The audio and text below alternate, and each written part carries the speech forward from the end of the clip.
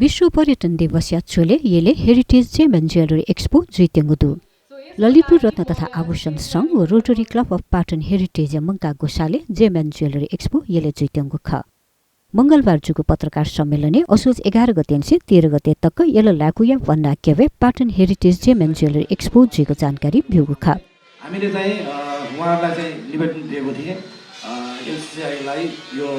GeM and jewellery expo चाहिँ मा सहभागिता जनाउनको लागि सायद उहाँहरूको चाहिँ यो उद्देश्यमा चाहिँ पर्नु भएन होला त्यो यो एक्सपोमा चाहिँ सायद त्यसकारण त्यसमा चाहिँ उहाँले चाहिँ यसमा के जवाफ दिनुहुन्छ चाहिँ त्यस कारण उहाँहरू नाम पनि हामीसँग चाहिँ हाम्रो हामी आफ्नै वस्तुको सङ्घका आबद्ध महासङ्घहरू सुनचारी व्यवसाय सङ्घहरू भनौँ ललितपुर सुनचारी व्यवसाय सङ्घ हाम्रो नेपाल सुनचारी व्यवसाय महासङ्घ रत्न आभूषण महासङ्घ हस्तकला महासङ्घ तपाईँ गोदावरी उद्योग वाणिज्य सङ्घ उहाँहरू सबैले हामीलाई सहयोग गर्नुभएको छ त्यसकारण हामीले चाहिँ ललितपुर उद्योग वाणिज्य सङ्घलाई चाहिँ हामीले पत्र पठाएको थिएँ तर उहाँहरूले चाहिँ आफ्नै व्यस्तता होला कि को हो उहाँहरूले चाहिँ हामीलाई चाहिँ यसमा चाहिँ के खबर गर्नु याद गर्दै र अन्तमा चाहिँ यो जुन वास्तवमा हामीले जेम एन्ड ज्वेलरी एक्सपो गर्ने भन्ने कुरा के भन्दाखेरि यो पाटनमा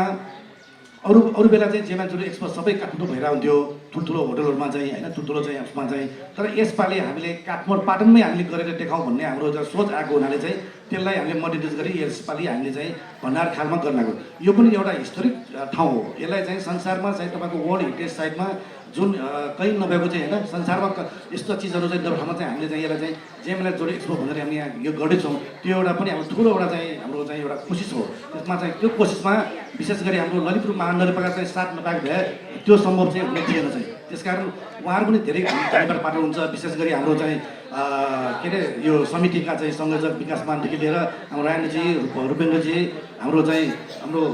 स्वरवटाका चाहिँ वडाध्यक्ष चाहिँ निर्मल साके होइन उहाँकै वडा बनाउँछ उहाँहरू नभएको भए चाहिँ सायद यो प्रोग्राम गर्नलाई हामीलाई चाहिँ अलिकति गाह्रो पर्नाउँथ्यो हेरिटेज जेम एन्ड ज्वेलरी एक्सपोले निन्यागु स्टल दैगुरका पत्रकार सम्मेलने जानकारी बिउगु खासा एक्सपो या लिपाङ्गुदी आइतबा सम्पदा रनवेजीको कान पत्रकार सम्मेलने जानकारी बिउगु ख 13 गते सेप्टेम्बर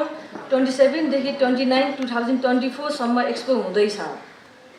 ऐतिहासिक पाटन क्षेत्रको प्रचार प्रसार तथा प्रवर्धनका साथै यहाँको समग्र विकासमा यो एक्सपोले महत्त्वपूर्ण योगदान पुर्याउने हामीले विश्वास लिएका छौँ। एक्सपोमा सांस्कृतिक, व्यापारिक, फुड र पर्यटन प्रवर्धनात्मक लगायत गरी 25 वटा स्टल रहनेछ। ती स्टलहरूका माध्यमबाट स्थानीय उद्योग व्यवसाय, नेपालमा पाइने खनिजका साथै कला सांस्कृतिक गहना र कलाकृतिहरूको प्रवर्धन हुने हामीले विश्वास लिएका छौँ। स्थानीय कालीगढ, रत्न तथा आभूषण उद्यमी तथा व्यापारिक क्षेत्र समेत एक्सपोबाट प्रत्यक्ष लाभान्वित हुने विश्वास गरिएको छ र विश्वास लिएका पनि छौँ। क्लासिक डायमन्ड ज्वेलर्सको प्रस्तुतिमा एक्सपोको मुख्य आकर्षण रहने यस र्याम्प वाक हुँदैछ। एक्सपोको अन्तिम साँझमा र्याम्प वाक मार्फत समापन कार्य हुनेछ।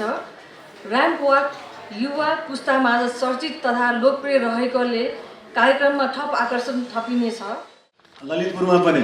विगत 30 वर्षदेखि नै विभिन्न पाटन स्क्वायरमा विभिन्न कार्यक्रम गरेर मनाउँदै आएकोमा बिचमा सबैलाई थाहा भएको कुरो हो, बिचमा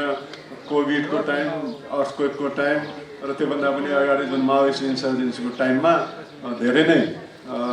कार्यक्रमहरू गर्न नसक्ने अवस्था थियो र तत्पश्चात अहिले अलिकति सबै कुरो ठिक्क भएको बेलामा चाहिँ फेरि यो विगत 4-5 वर्षदेखि हामीले पाटनमा पर्यटन दिवस चाहिँ विभिन्न कार्यक्रम गरेर मनाउने गरिरहेका छौँ र यसपालि प्रत्येक साल विश्व पर्यटन सङ्गठनले यो वर्ल्ड टुरिज्म डेको लागि चाहिँ एउटा थिम पनि दिने गरेको छ र यसपालिको थिम टुरिज्म एन्ड पिस भन्ने रहेको छ। शान्ति बिना पर्यटन पनि के पनि हुँदैन। अघि नै भन्यौँ हामीले विभिन्न कारण हाम्रो द्वन्द्वकालमा पर्यटन खत्तमै भयो। अहिले पनि तपाईँले हेर्नुभयो भने संसारमा विभिन्न ठाउँमा लडाइँहरू चलिरहेको छ। त्यसले गर्दाखेरि एउटा पर्यटनमा परेको नकारात्मक असरलाई ध्यान दिएरै होला यसपालिको थिम चाहिँ नि टुरिज्म एन्ड पिस भन्ने रहेको छ र यही अवसरमा यो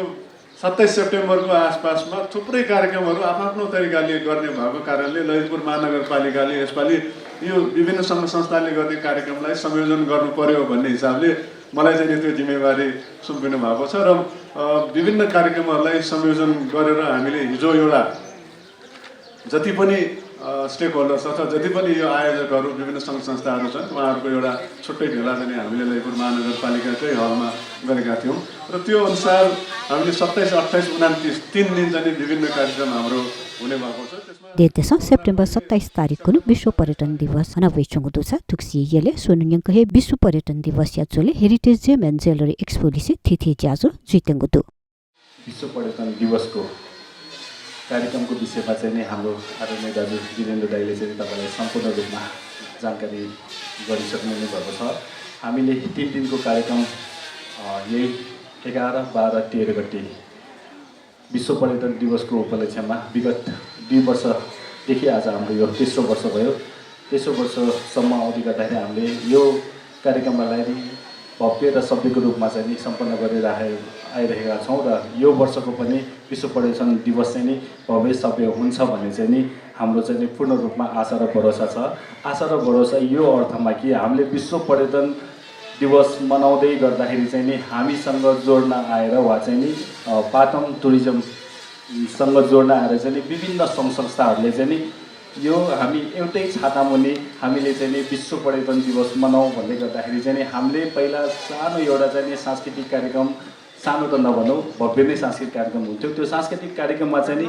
आजको दिनसम्म आउँदाखेरि हामीलाई चाहिँ नि विभिन्न सङ्घ संस्थाबाट चाहिँ नि हामी यो कार्यक्रम चाहिँ नि यही ललितपुर महानगरपालिकाको आयोजनामा अन्डरमा रहेर चाहिँ नि हामी कार्य गर्छौँ भनेर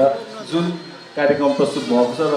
जुन कार्यक्रम भर्खरै हाम्रो दिलीप दाइले प्रस्तुत गर्नुभयो त्यो सम्पूर्ण हाम्रो सरोकारवाला सङ्घ संस्थाहरूलाई चाहिँ नि मैले महानगरको तर्फबाट धन्यवाद व्यक्त गर्न चाहेँ।